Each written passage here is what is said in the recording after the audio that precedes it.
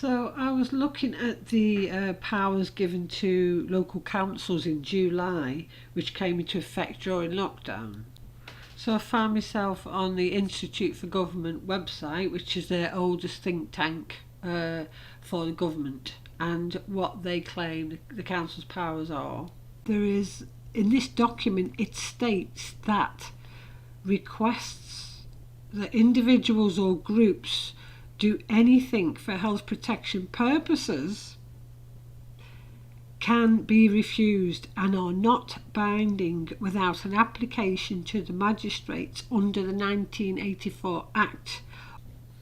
So some of the powers given to the council include closing or otherwise restricting access to individual premises,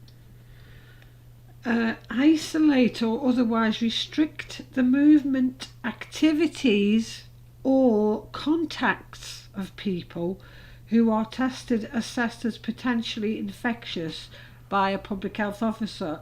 Of course, we know, by unreliable tests.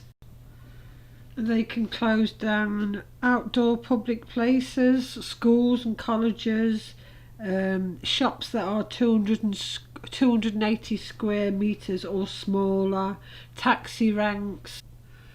So I'll leave the link to that. Now, when Johnson announced the measures, he told the press that ministers would be able to intervene or close down whole sectors or types of premises and advise people in specific postcodes to stay home. So going back to the document on the council's powers via this Institute for Government website, there's a link to the document which is added, and it's in answer to the possible shortfalls of this implementation plan, and there are some statements made which is an apparent study on this subject, so I'm just going to share those with you.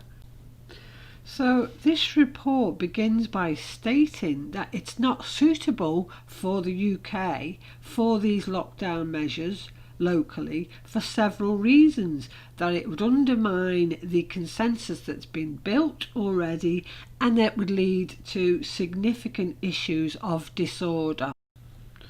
So the study clearly states that it thinks that at the first lockdown people might have seen it as fair, but in this case people are going to see it as unfair, as poorer communities are hit, and that will lead to social unrest and social conflict. So this document is basically saying that giving the council powers to selectively close or impose restrictions on the public is going to have a bad outcome and is advised against because it will cause social unrest. So why is the government doing it?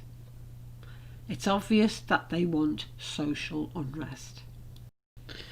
Now, this other document, which is from the from the government to the councils, gives them a list of the places that they basically can't touch, and it also it recommends that the councils inform the Secretary of State 24 hours after the council closes down any premises anywhere. So we can see what's happening here. The government, on behalf of the UN, is giving the councils the power to do their dirty work. So just using all the fakery of the apps and the tests and everything. So in my research articles, I've shown the link between the track and trace elements to the national security agencies and governments and what's behind all that. So now we've got the councils liaisoning with them. With those national security agencies via this track and trace app, and then they also are supposedly corresponding with what's called resilience forums, local forums. small shops will be getting closed left, right and centre, whilst fast foods and McDonald's and Starbucks and the rest of it will all be fine, because they've all done deals to install this Instavolt chargers for the rollout of this new technology for cars.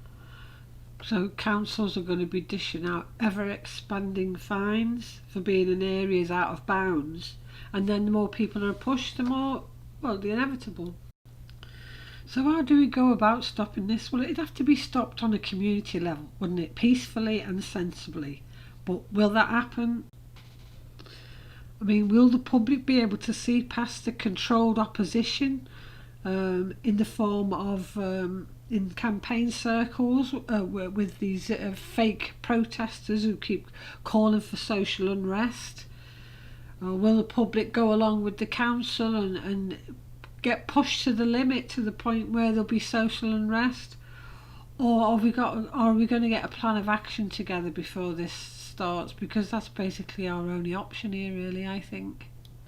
So I'd be interested to hear what you think, what your suggestions are. Please don't say let's all riot, because that's exactly what they want us to do.